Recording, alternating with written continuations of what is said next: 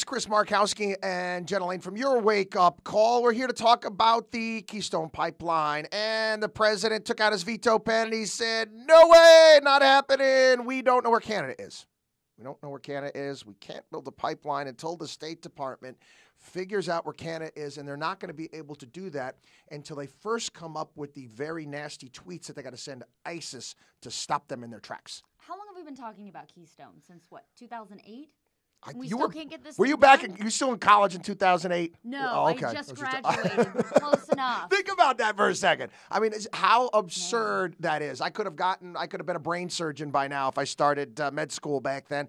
And again, it's in with the State Department. Foggy Bottom, home of Marie Harf and all the brain trust over there that run. You know, the State Department and the whole embassy thing kind of reminds me of Fraternity Row. It's like they got little fraternities set up all around the world, and they just hold parties there. But the reality is that oil's got to get from point A to point B. Now, which would be safer? Taking it by train, which could derail, or there could be an explosion like we had last week in West Virginia, or we had an entire town blow up in Canada a couple of years ago, or by pipeline.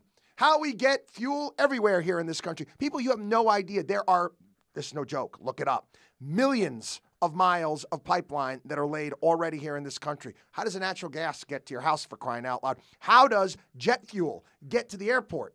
It goes underneath the ground via pipeline. Why not use a pipeline rather than use trains? Well, you know, when you consider the fact that job creation, now a number of opponents of this say, well, it's only going to be temporary jobs. But you know what? That's 2 years worth of income. You could make a decent amount of money. I have people that went over to the Middle East for these contract jobs over there, and they were able to make a pretty penny doing that. So temporary job creation, and some of them might even be long-term jobs too at that if you perform well enough or if your position is discovered to be one that is in need.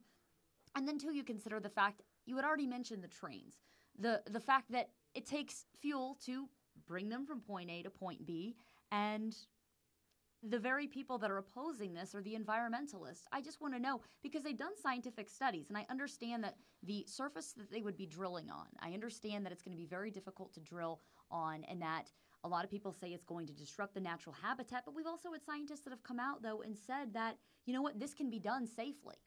We also have to figure in the fact that, well, even when you take every safety precaution necessary, accidents still do happen. Most recently, of course, that BP oil spill that, I swear, even though they sealed it up, is probably still pumping out some fuel some way or another into the Gulf of Mexico.